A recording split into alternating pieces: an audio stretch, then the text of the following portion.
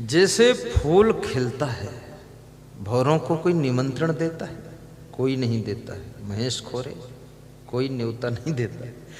उनको कैसे चुपचाप खबर मिल जाती है कि जंगल में फूल खिला है, और भौरे वहां पहुंच जाते हैं और फूल की खुशबू लेकर आनंदित हो जाते हैं।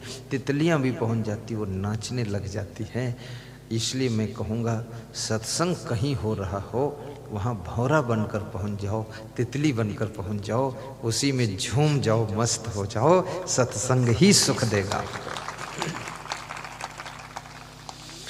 काकभूषुंडी जी गरुड़ जी से कहते हैं, गरुड़,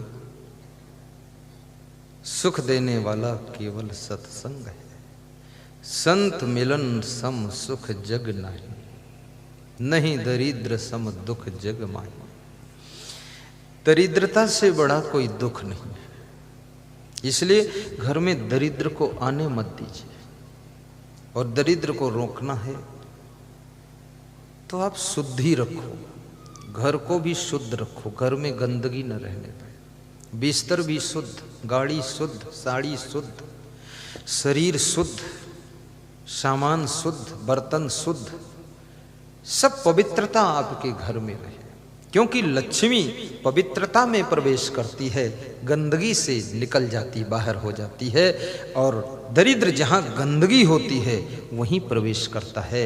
आप पवित्रता अपनाइए, देखिए आपके साथ साथ लक्ष्मी जी आगे पीछे दाएं बाएं चलेंगी, आपके घर में कभी दरिद्र नहीं आएगा। चप्पल जूते भी शुद्ध रखो। और ये जो मोजे पहनते हो ना, ये मोजे जो क्या बोलते, जो पैर में पहनते मोजे, इनको कम से कम हर दूसरे दिन धोया करो। 2 जोड़ी रखो। इसमें तो बहुत पसीना आता, बहुत बदबू आती, बहुत गंध आती। और थोड़ा सा आप मोजे कम भी पहनो। ठंडी बहुत हो तो पहनो, बाकी निकाल दो, खुला अंगुलियां रहे। मैंने तो कभी मोजा पहना ही नहीं जिंदगी में, न कभी ये वाला पहनता हूँ। कुछ नहीं, फालतू काम है। नल पर जाओ तो भीग जाता है, उसमें बदबू बहुत आती है, बहुत गंध आती, पसीना पसीना सब जूते के अंदर कसा कसा। थोड़ा सा ठंडी भी शरीर में लगनी चाहिए, थोड़ा गर्मी भी ज्यादा लगनी चाहिए। एक बहुत मेरे भक्त डॉक्टर ने बताया है, जिसके शरीर में 4 घंटे कड़ी धूप सूरज की लगेगी, वो व्यक्ति 90% बीमार ही नहीं होगा। क्या बात बताया है। और उसने बताया, जिसके शरीर में ये खुली हवा भी लगेगी, वो बहुत स्वस्थ रहेगा। और उसने बताया, जो थोड़ा नंगे पांव चलेगा और दौड़ेगा, उसको बुखार सर्दी जुकाम नहीं आएगा। थोड़ा नंगे पांव भी चलने का अभ्यास कीजिए, मिट्टी पर भी चल दीजिए। और थोड़ा सा सरसों का तेल भी पैरों में मालिश कर दीजिए। सरसों का तेल जॉइंटों में, सरसों जानते हो, शुद्ध सरसों का तेल। और उस डॉक्टर ने ये भी बताया कि सरसों के तेल के समान खाने के लिए, स्वास्थ्य के लिए कोई और तेल ही नहीं है, इसलिए सरसों का तेल खाइए तो सबसे अच्छा है। और या फिर मूंगफली का तेल खाइए, और या कि फिर बताया है सोयाबीन का भी तेल ले सकते हो, लेकिन सरसों का तेल सबसे टॉप है। वो भी रिफाइन नहीं होना चाहिए, डायरेक्ट सरसों लीजिए, धोइए, सुखाइए, पेरिए, तेल निकालिए, डब्बे में भरिए और सब्जी बनाइए, फिर खाइए, फिर देखिए क्या चमत्कार है।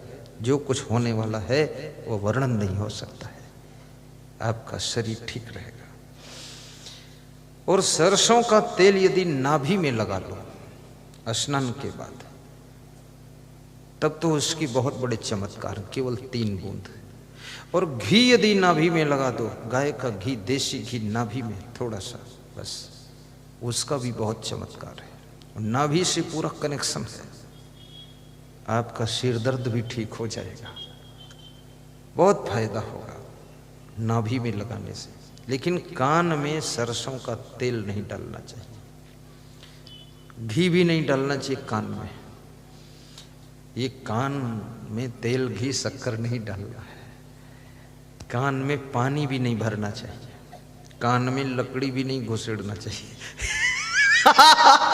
कितने लोग कान में लकड़ी घुसेड़ते हैं, अंदर का कचरा, पर्दा फट जाता है, फिर रुई लगाकर घूमते हैं, उसमें से मवाद निकलती रहती है। कान में रुई लगा दिया, फिर घूम रहे, कहते कान में दर्द है, लकड़ी घुसेड़ दिया। एक छोटी सी बात बचपन में मुझको किसी ने सुनाया था कि नाक में उंगली, कान में तिनका, मत कर मत कर मत कर। और दांत का मंजन, आंख का अंजन, नित कर नित कर नित कर। आंख का अंजन भी करिए। इसमें कितने लोग ऐसे जो आंख का अंजन करते हैं? अंजन जानते हो कि नहीं? अंजन ये इंजन नहीं, आंख में इंजन घुसेड़ देंगे। अंजन आता है नीम का अंजन, सुरमा ठंडा लगाया जाता है, कोई करता ही नहीं है।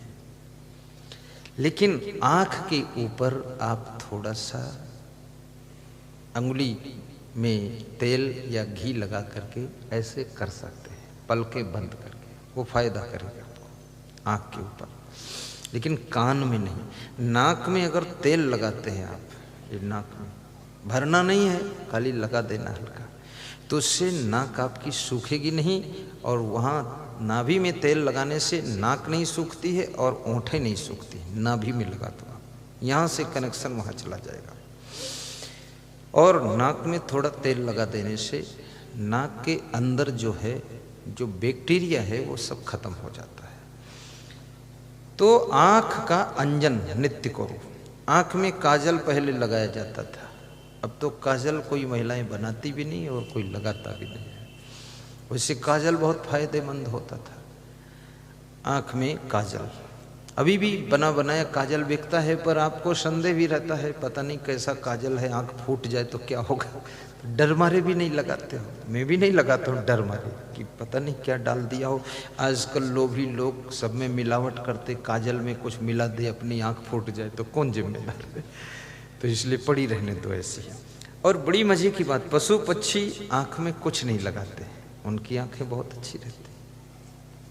ये हमारे आपके जीवन का जो खान पान है, यूरिया, डीएपी और फास्फोरस, पोटास, इसके कारण जो है बहुत स्वास्थ्य में गड़बड़ियाँ होती हैं। यदि हम प्रकृति के जैसे चीजें हैं वैसी उनको ग्रहण करें तो स्वास्थ्य बहुत अच्छा रहेगा। तो श्री कृष्ण कहते हैं कि क्रोध मनुष्य के भाग्य को बिगाड़ता है। और कबीर साहब कहते हैं कि क्रोध श्रवण को काल है, क्रोध है जंजाल। ये क्रोध ही काल का रूप है। और चाणक्य ने कहा है कि क्रोधो वैवस्तो राजा, तृष्णा वैतरणी नदी, विद्या काम दुगा, धेनु संतोषो नंदनम वरम।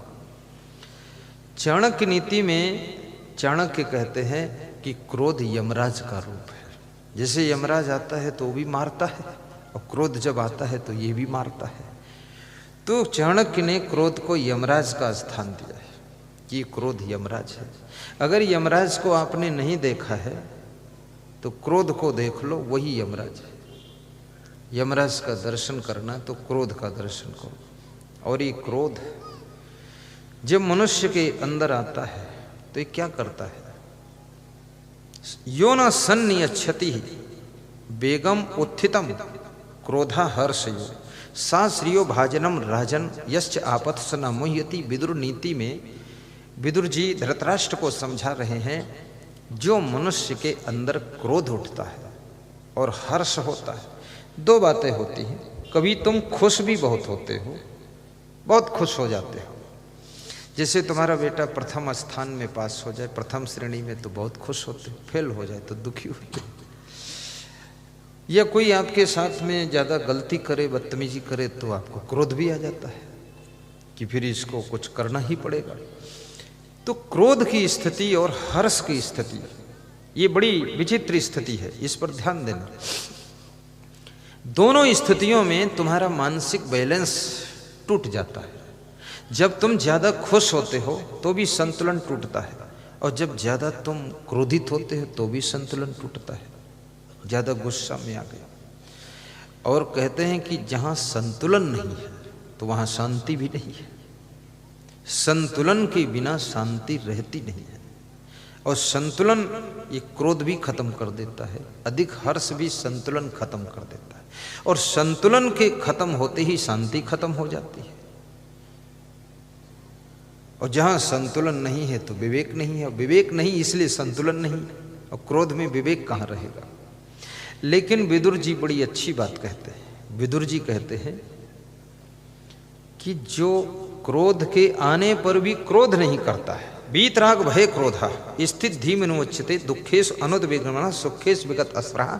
श्री कृष्ण स्थित प्रज्ञ के लक्षणों में कहते हैं जो दुख आने पर भी दुखी नहीं होता है और सुख के आने पर और सुख मिले ऐसी इच्छा नहीं करता है, और जो राग भय और क्रोध को जीत लेता है वो स्थित प्रज्ञ हो जाता है, ये कृष्ण कहते हैं।